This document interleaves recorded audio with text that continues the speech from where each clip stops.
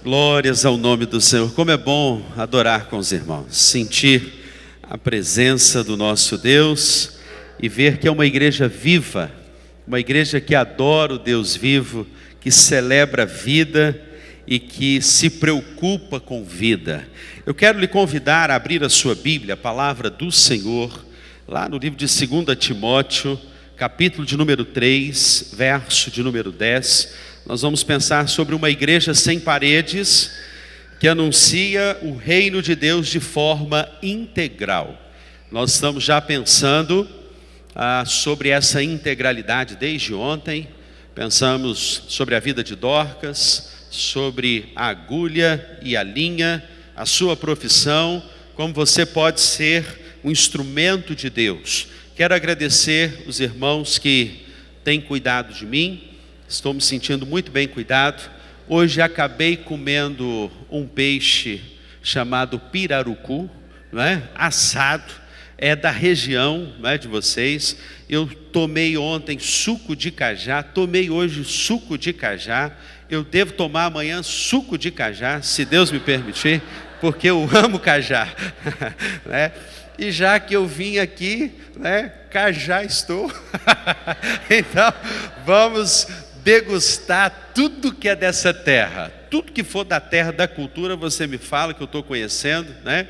Eu estive lá no centro, como é que é o nome? Geodésimo, né? Que é o centro do Brasil. Eu queria assim, eu quero agradecer muito a vida dos amados irmãos que estão cuidando de mim.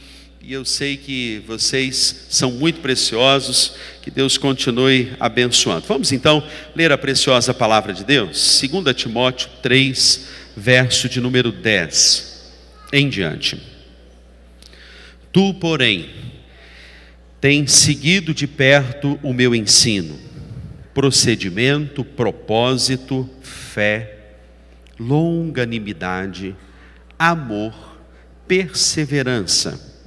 As minhas perseguições e os meus sofrimentos, quais me aconteceram em Antioquia, Icônio e Listra. Que variadas perseguições eu tenho suportado. De todas, entretanto, me livrou o Senhor.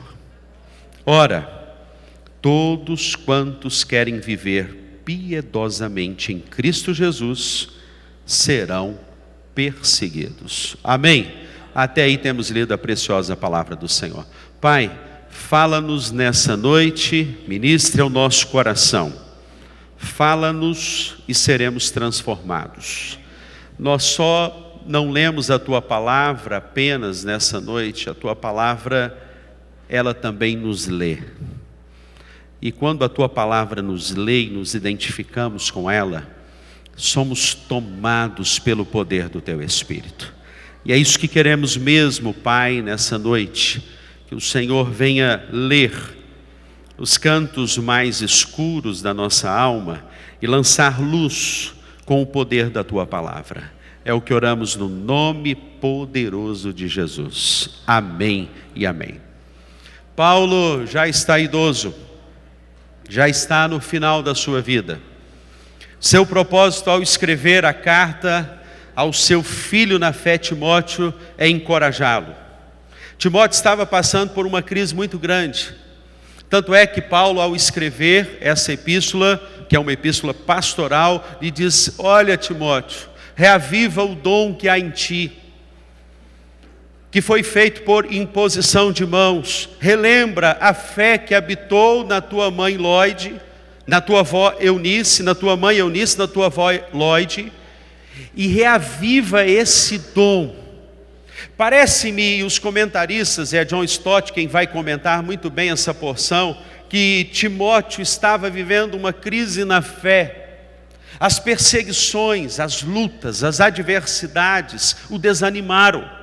Não tem aquele momento, queridos, que nós estamos assim na nossa caminhada, a gente cuida, a gente alimenta, a gente sustenta, a gente guia, aconselha, ouve demandas do nosso PGM, a gente encoraja, mas há um momento que as baterias precisam de uma recarga. Todos nós precisamos de uma recarga. E essa assembleia anual também tem um propósito nesse sentido. de olharmos pelos olhos da fé, agradecermos o ano que se passou, projetarmos o futuro e vermos pelos olhos da fé por onde Deus quer nos guiar. Somos reanimados, robustecidos pelo Espírito, encorajados, e aí podemos caminhar mais um ano na temática que Deus tem proposto ao nosso coração. E é para isso que serve esse tempo. E Timóteo estava passando por essa crise. É interessante que o texto diz que Paulo está lembrando Timóteo daquelas virtudes que ele queria que estivessem impressas no coração do Timóteo, o seu filho. E todos nós que estamos aqui, líderes de PGMs, líderes em treinamento, supervisores, temos um Timóteo, temos alguém para cuidar. E é interessante que ele então vai dizer assim, olha, lá em Listra, porque Timóteo era de Listra, você sabe das variadas perseguições que eu sofri. E é interessante que quando Paulo sai com Timóteo, ele deixa Tito em Creta e segue para Éfeso. Mas ele era de Listra. Foi lá em Listra que estes homens, Timóteo vai ver Paulo ser arrastado por uma multidão, porque ele prega o evangelho, a cura, sinais, maravilhas. Eles o chamam de um deus grego. Como Paulo não aceita ser chamado de um deus grego, eles decidem então apedrejá-lo. E ele está lembrando que lá em Listra ele sofre essa perseguição. E ele diz para Timóteo, olha Timóteo, lá não foi fácil, foi difícil. Pregar o reino, anunciar o reino naquela terra não foi fácil. E é interessante que então eles seguem para Éfeso. O capítulo 19 de Atos vai dizer que em Éfeso acontece um dos maiores avivamentos de toda a história. Porque Paulo começa a pregar o evangelho, lá ele é perseguido como sempre. A gente que quer anunciar o reino de Deus, a gente sofre as nossas perseguições, às vezes da família, às vezes de até uma pessoa crente, às vezes de alguém de dentro da igreja, de fora da igreja, é sempre assim. E Paulo está em Éfeso pregando o evangelho, sofre uma perseguição, ele vai para uma escola. E eu diria que no Novo Testamento um dos maiores avivamentos acontece em Éfeso, porque ele prega o evangelho, ele anuncia o reino, ele começa numa escola chamada escola de Tirano, e ele começa a pregar o evangelho. Ao pregar o evangelho, os mágicos da cidade de Éfeso decidem se converter ao Cristo ressurreto, Cristo Jesus, aquele que um dia nos salvou. Eles colocam em praça pública todos os livros dos mágicos, e ali em Atos capítulo 19 você vai ver esse avivamento acontecer. Diótrefes, que era um comerciante de uma das imagens da deusa Diana, a deusa dos Efésios na cidade de Éfeso, fica em crise, perseguem Paulo, Paulo tem que sair dali, ele é aconselhado pelo procônsul da cidade de Éfeso a sair dali, mas é da cidade de Éfeso que acontece um maior avivamento, porque dali ele cuida de um Epáfras ou Epafrodito, que vai fundar a igreja de Colossos. As igrejas da Ásia Menor que você conhece, Laodiceia, a própria Éfeso, Tiatira, Sardes, Filadélfia, nascem desse avivamento, de um tempo de grande e profunda perseguição. Aqui está Paulo, já idoso, mas encorajando o seu Timóteo. Você tem um Timóteo na sua vida? Você tem um filho na fé? Você tem alguém que você discipulou, tem discipulado? E aqui nós vamos aprender um pouco mais como nós podemos encorajar, cuidar, reanimar, fortalecer, recarregar e anunciar o reino de Deus de forma integral. A primeira verdade que eu gostaria de pensar com você, portanto, então, nessa noite, é que quem anuncia o reino de Deus, uma igreja sem paredes que anuncia o reino de Deus de forma integral, sabe, em primeiro lugar, que para anunciar o reino de forma integral, é preciso ter o coração curado. Vamos dizer juntos? Sabe que para anunciar o reino de forma integral, é preciso ter o coração curado. A gente vai abrir alguns textos de 2 Timóteo. Veja comigo 2 Timóteo, capítulo 4, verso 16. O texto diz o seguinte: na minha primeira defesa, ninguém foi ao meu favor, antes, todos me abandonaram. E aí Paulo diz no final, parte B, que isto não lhe seja posto em conta. Que isto não lhe seja posto em conta. Aqui, Paulo sabe que um João Marcos o abandonou. E ele tinha uma crise até esse final da vida dele. Paulo tinha uma crise com João Marcos, porque João Marcos, no meio da primeira viagem missionária, o abandona. Demas amou mais o presente mundo do que a Cristo, o abandonou. Fígelo, Hermógenes, que ele vai citar na carta, nós vamos ver. Todos estes o abandonaram. Alexandre, o latoeiro, que ele cita mais à frente. Quantos males lhe causou. Mas me encanta ver que Paulo diz que isto não lhe seja posto em conta. É um Estevão dizendo: Senhor, não lhes perdoe, Senhor. É Jesus na cruz dizendo: Senhor, perdoa-lhes porque eles não sabem o que fazem. Coração curado. Quem quer ser um anunciador do reino de Deus, um pastor de almas, um discipulador, aquele que quer ter compaixão e graça, primeiro, precisa ter um coração curado. Fruto do Espírito, meu irmão. O que é o fruto do Espírito? O fruto do Espírito é amor, alegria, vamos falar junto? Amor, alegria, paz, benignidade, bondade, fidelidade, mansidão e domínio próprio. Amor, alegria, paz, paciência, benignidade, bondade, fidelidade, mansidão e domínio próprio. Dessas 9 virtudes, como é que você se encontra com o coração? Está em paz? Está com o coração curado? Há ressentimentos? Há falta de perdão? Aquele que nos trai no meio da caminhada? Aquele que a gente investe a nossa vida? A gente dá o nosso melhor e essa pessoa nos dá uma apunhalada nas costas? Às vezes é o amigo da empresa, é o parente, até mesmo a sogra que decide pegar no nosso pé, misericórdia. É até aquele irmão que a gente ama com amor incondicional e nos trai. E às vezes a gente vai caminhando na vida, queridos, e a gente não muda. Passa ano e a gente não muda.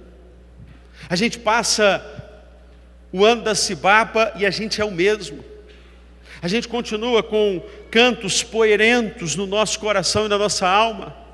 A gente continua reclamando. Quando as pessoas vão na nossa casa, a gente ainda reclama.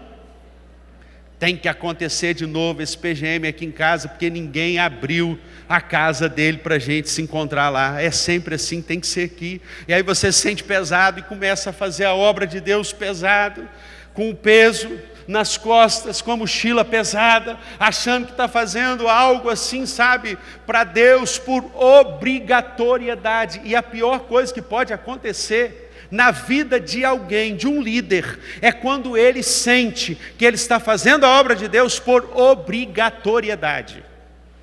Deixa eu te dizer uma coisa, aqui você não é obrigado a nada, você deve fazer por espontaneidade, porque você ama Jesus mais do que a tudo nessa vida, amém? Seu coração está curado? Passa ano e você talvez é o mesmo. Quanto tempo você tem te convertido? Conta-se a história de um pastor que estava pregando uma igreja. E ele, ao pregar na igreja, falava sobre a volta de Jesus. E ele dizia todo animado, e a igreja era viva igual a Cibapa. E ele falava: Jesus está voltando. E o povo dizia: glória a Deus, aleluia, Jesus está voltando. E ele dizia: o diabo está voltando também, vai pegar os seus. E o povo: misericórdia. E o pastor pregando, era um período de chuva, igual esse período que chove. Foi um dia que o pastor pregando, caiu um toró. Fora, chuva, ventania, a luz apagando, e o pastor pregando, e parecia que aquele negócio assim era tenebroso, o pastor pregando e vivendo aquela cena, muita chuva torrencial ao redor da igreja.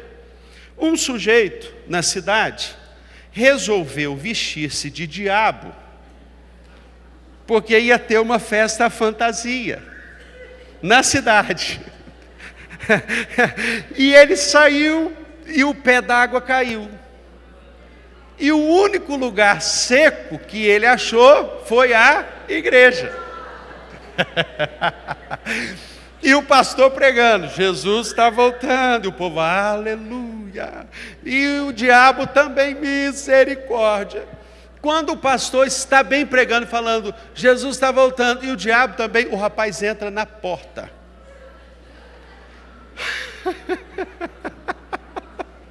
O próprio pastor toma um susto. Ele fala, inclusive, irmãos, o diabo está aqui. Quando o pastor fala, o diabo está aqui, perna para quem te quer, porta lateral, todo mundo corre para lá, corre para cá, partiu, inclusive o pastor. Pastor partiu também. Eis que no recinto ficou uma senhora imóvel, neutralizada, paralisada, porque ela tinha um problema na perna. Ela não conseguiu levantar, ficou ali sentada, parada.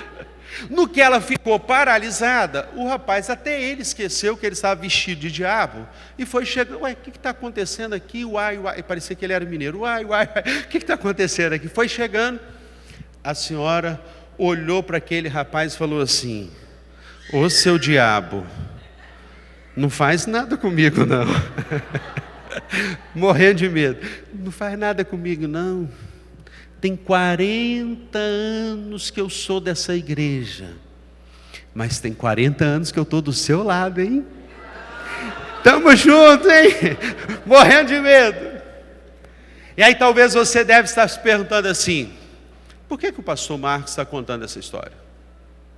Porque na minha caminhada, nestes 18 anos de ministério, a impressão que eu tenho, sendo líder ou não sendo líder, tem gente que anda na igreja, mas o coração ainda não está curado. Ele ouve mensagem sobre perdão, ele ouve sobre paciência, ele ouve sobre misericórdia, ele entende que bem-aventurados são os misericordiosos, porque eles alcançarão misericórdia. Ele entende que bem-aventurados os pacificadores, porque eles serão chamados filhos de Deus. Ele ouve de Jesus o mesmo sermão sempre, bem-aventurados são os mansos da terra, mansos porque eles herdarão a terra, mas ele não muda. Ele entra no carro, ele reclama, ele está na igreja, ele critica, se não está do jeito dele, ele não tem o coração curado. E aqui eu vejo o quê? Paulo falando, que isto não lhe seja colocado em conta. Deixa eu lhe perguntar nessa noite, como é que está o coração aí?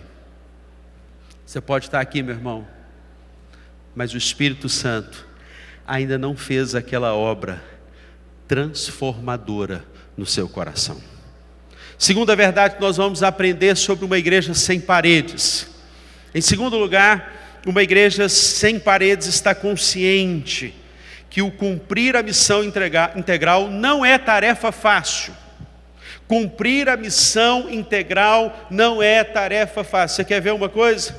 A própria Bíblia vai nos dizer que muitos o abandonaram. Nós vamos ver algumas verdades. Verso de número 16, na minha primeira defesa. Ninguém apareceu lá quando Paulo foi condenado na sua primeira defesa, sua primeira cadeia. Aconteceu em Roma também, foi numa casa, uma prisão domiciliar, e ele foi preso, mas ninguém apareceu para dizer, não, ele não é culpado.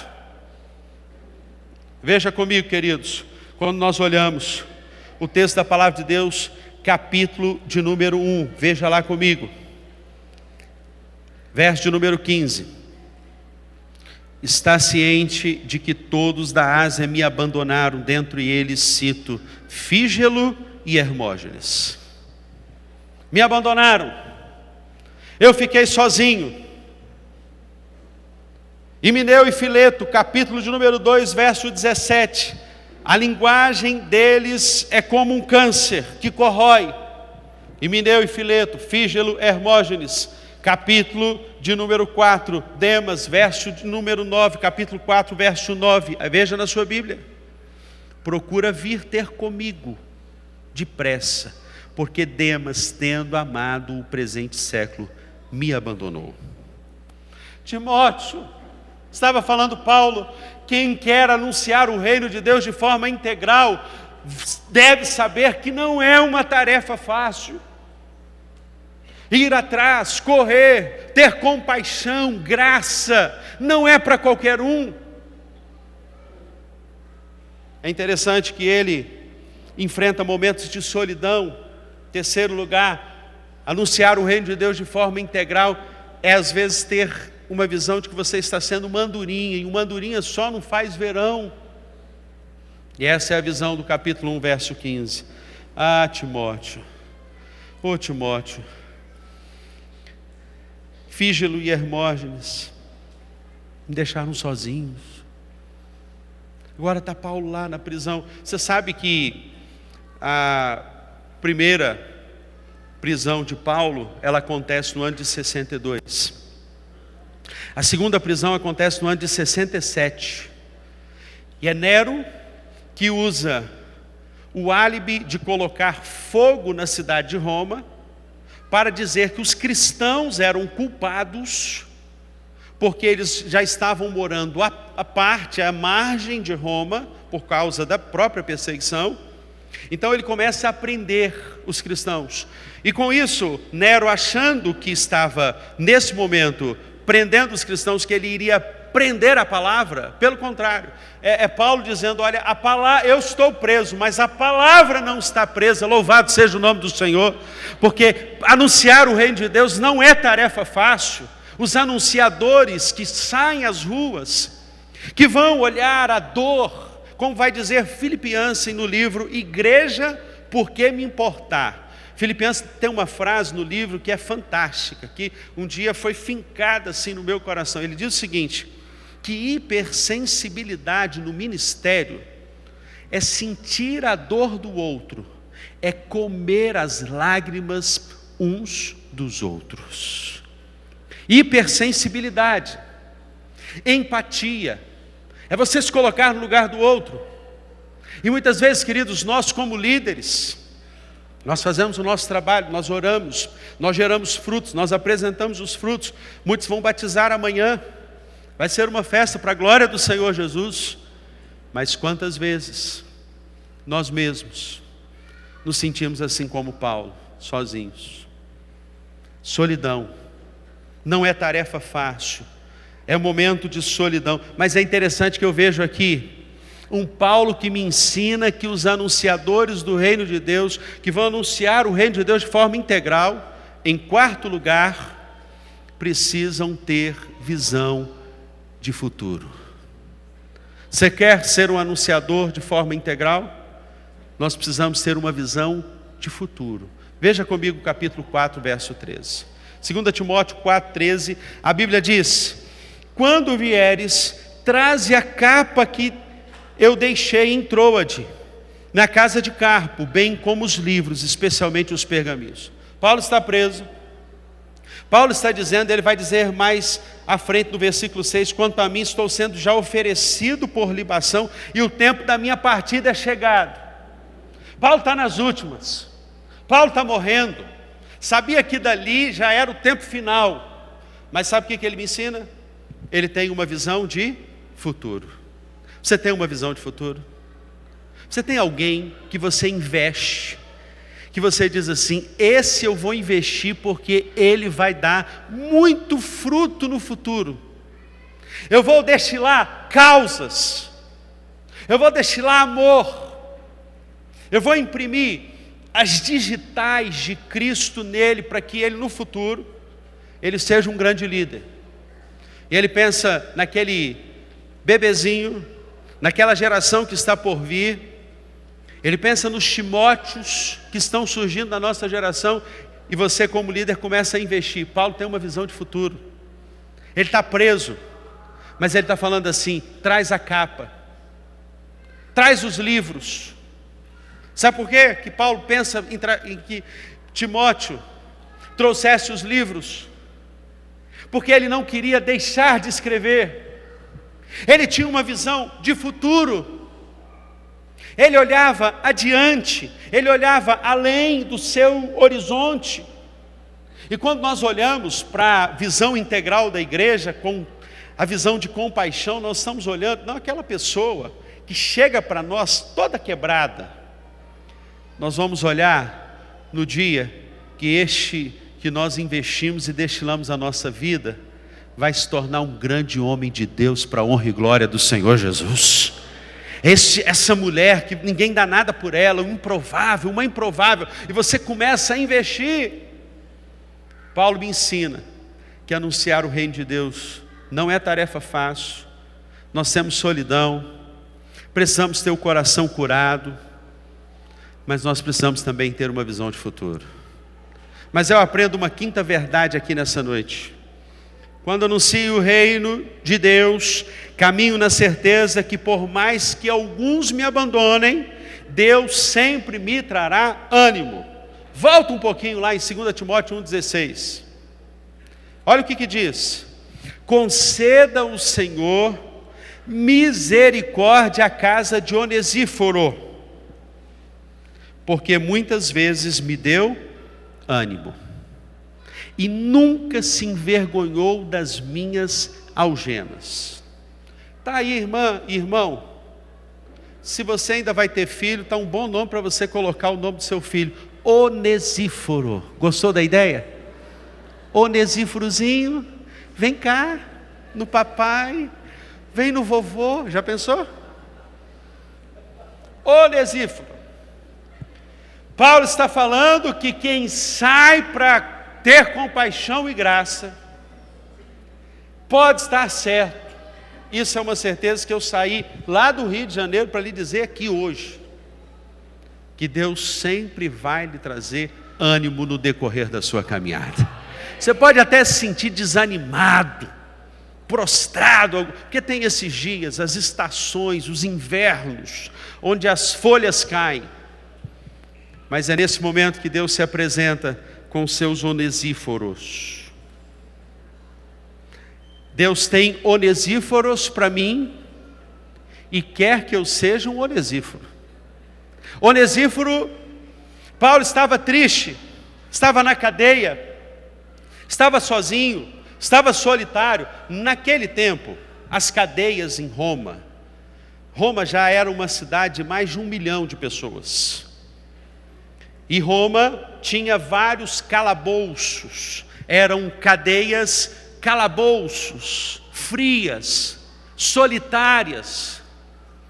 E tinha, na cidade de Roma, Flávio José vai comentar isso, haviam várias cadeias.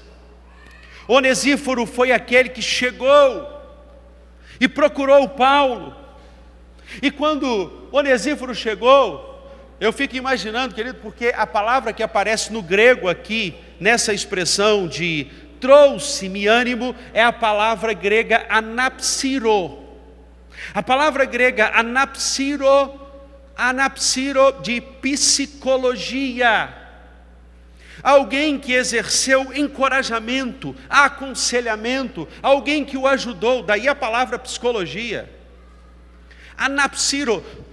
Paulo, solitário, desanimado, chega um Onesíforo na cadeia e diz para ele assim: Paulo, eu vim aqui para reanimar o seu coração, Paulo. Sabe, Paulo, sabe o que está acontecendo lá na cidade de Filipos? Sabe aquela dona chamada Lídia que você evangelizou e começou a igreja de Filipos?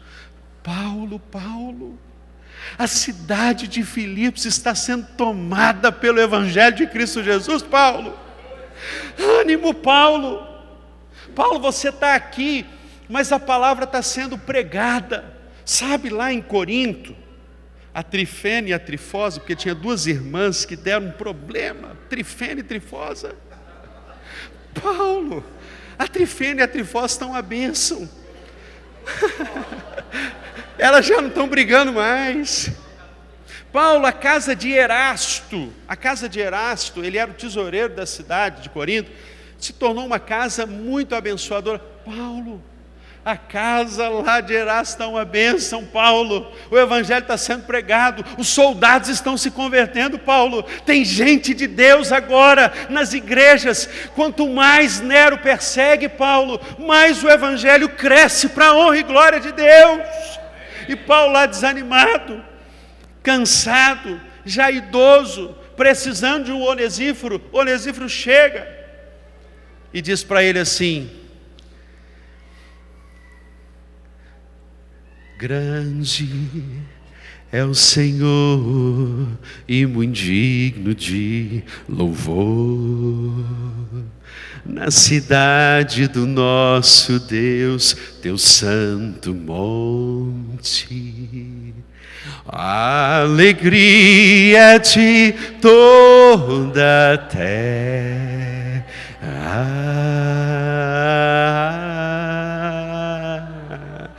Aí Paulo era reanimado. Onesíforo, anapsiro, ânimo, cântico, encorajamento.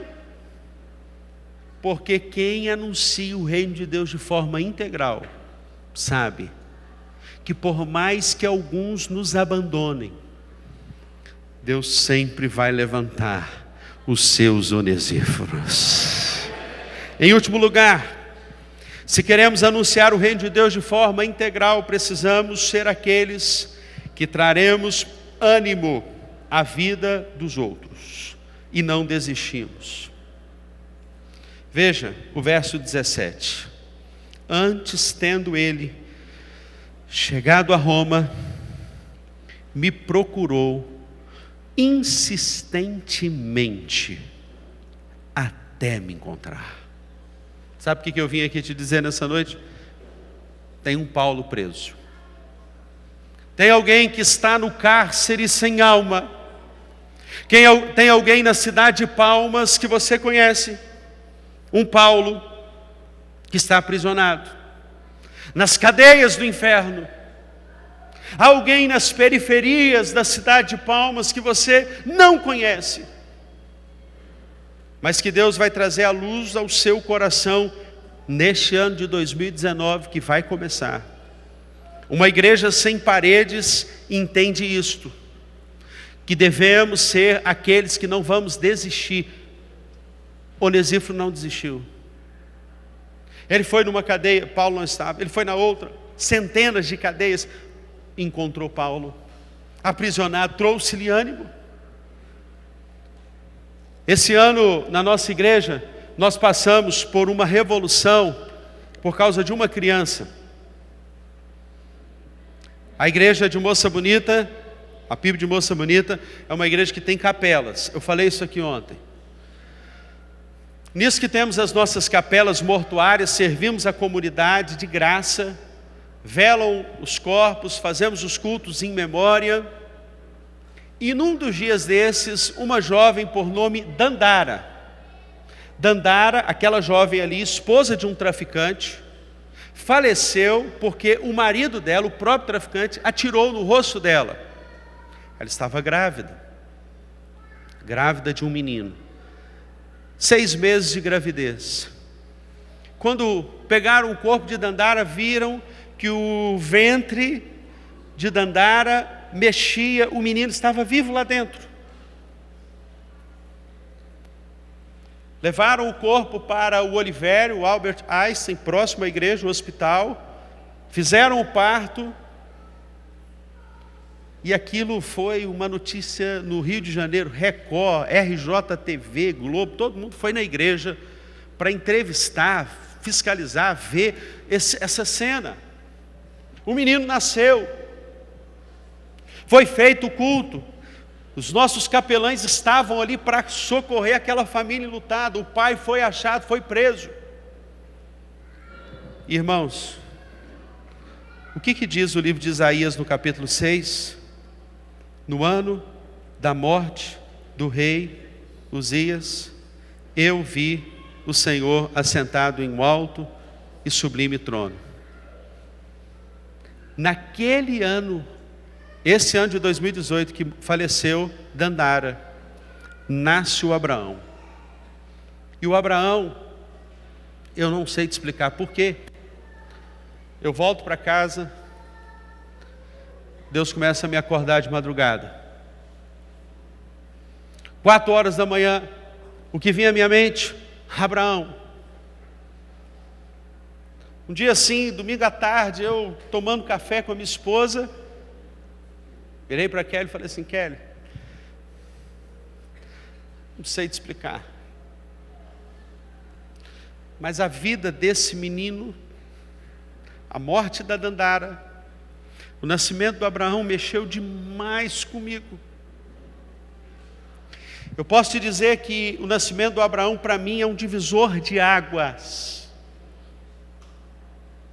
E eu então comecei a chorar pelo Abraão, a orar e pensar: gente, o que nós vamos fazer? Eu chamei a igreja, desafiei a igreja, a gente ir lá na casa do Abraão, da dona Socorro, a mãe, a avó, aliás, a avó do Abraão. Fomos lá.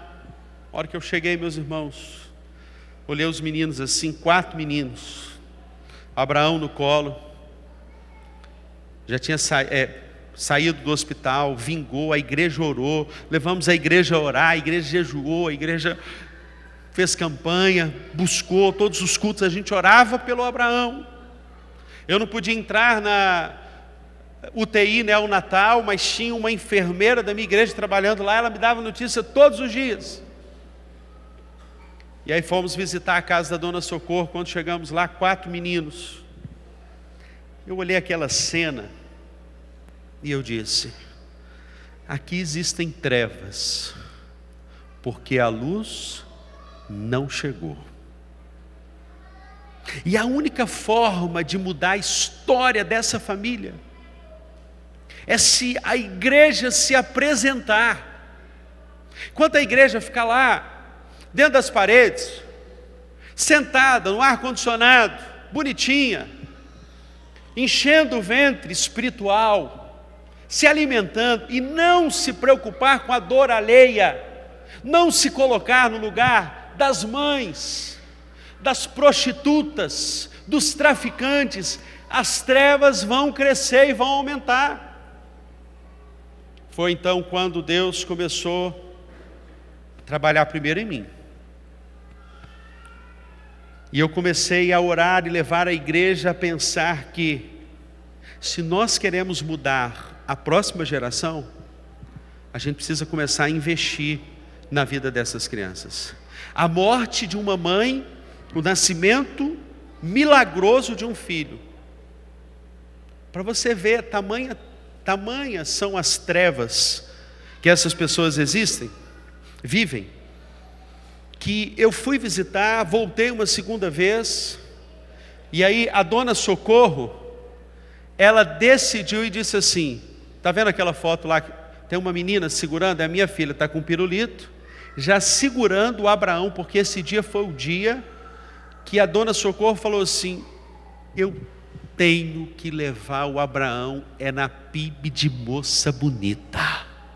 Sabe por quê? Foi a única igreja que saiu de lá e veio aqui me visitar. Nenhuma outra igreja, e ela mora dentro da comunidade chamada Comunidade da Vila Vintém, no Rio de Janeiro, comunidade perigosíssima. Ela se assustou quando eu cheguei na casa dela. Ela falou: o pastor Marcos veio aqui me visitar. Eu não acredito. Ela olhava o vestido, ela olhava a roupa, toda envergonhada, porque as pessoas estranham quando a igreja se apresenta. E ela disse: eu vou levar o Abraão para ser apresentado na PIB de Moça Bonita. Sabe o que isso representou para nós? Alguém que, a semelhança de Paulo, estava, e eu declaro pelo poder da fé, estava algemado no cárcere do inferno, mas quando a luz de Cristo se apresentou, essa criança, uma vez que a igreja se apresenta na missão na íntegra, que é o projeto da igreja, no nome de Jesus, vai ser um grande homem de Deus. Sabe o que Dona Socorro disse no dia da apresentação? Ela falou assim: está aqui o meu pastor, o Abraão será o meu pastor. Sabe o que é isso, gente? Quando Deus quer que a igreja rompa os limites afixados das paredes, que a gente pensa assim, não, a gente tem que sair.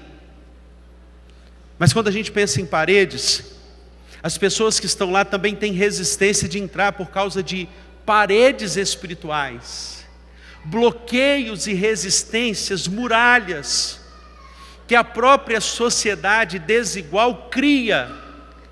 A própria sociedade injusta vai criando, e essas pessoas vão ficando o quê? À margem. Mas hoje Deus me trouxe aqui para lhe chamar a atenção. Você é um Onesíforo, mas existe um Paulo, e eu quero que agora você traga à memória um Paulo, alguém que você sabe que está no cárcere espiritual. E você vai orar juntamente comigo. E nós vamos crer que uma igreja sem paredes vai romper mesmo todas as barreiras e vai despovoar o inferno e povoar os céus. E não só povoar os céus, povoar a igreja do Senhor Jesus com amor, justiça, equidade, retidão. Feche os seus olhos, abaixe a sua fronte. Nós vamos orar ao nosso Deus. E eu desafio você nessa noite. Paulo, encorajando o seu Timóteo, vai lhe dizer que ele precisava ter um coração curado. Quem sabe, meu irmão, você veio aqui, mas você acumula ao longo do ano todo de 2018, que está quase acabando, ressentimentos, enfermidades, situações na sua vida que você precisa ser curado, porque para gerar cura você primeiro precisa estar curado. Para levar a napsiro, ânimo, você é o primeiro, você tem que estar bem resolvido. Porque no primeiro embate, na primeira barreira, você desanima. Por isso você precisa estar encorajado para encorajar. Você está consciente que não é tarefa fácil. Às vezes você vai enfrentar solidão. Mas Deus está consolando os nossos corações e nos encorajando nessa noite. Louvado seja o Senhor. E eu sinto o poder do Espírito Santo nos encorajando para mais um ano que vai começar com a temática Igreja Sem Paredes. Não irá faltar aquele que lhe trará ânimo. Vai na tua força, porque eu sou contigo. Vai e faça a obra que precisa ser feita, porque Deus vai lhe dar toda a estrutura, todas as ferramentas, tudo que você precisa para realizar. Esse projeto, ele vem de Deus. É Deus te colocando aí com um sonho para você realizar, para transformar integralmente a vida de alguém. Creia, confie, deposite a sua total confiança no Senhor. Por isso a gente pode dizer, como Pedro disse, lançando sobre Ele toda a vossa ansiedade, porque Ele tem cuidado de vós. Sede sóbrios e vigilantes, o diabo, vosso adversário, anda ao derredor rugindo como um leão, procurando a quem possa tragar. Resisti-lhe firmes na fé, certos de que sofrimentos iguais aos vossos estão se cumprindo em toda a irmandade espalhada pelo mundo. Ora, o Deus de toda graça, que em Cristo Jesus vos chamou à sua eterna glória, depois de ter sofrido por um pouco, Ele mesmo há de fortificar, fundamentar e alicerçar. A Ele seja o domínio pelos séculos dos séculos.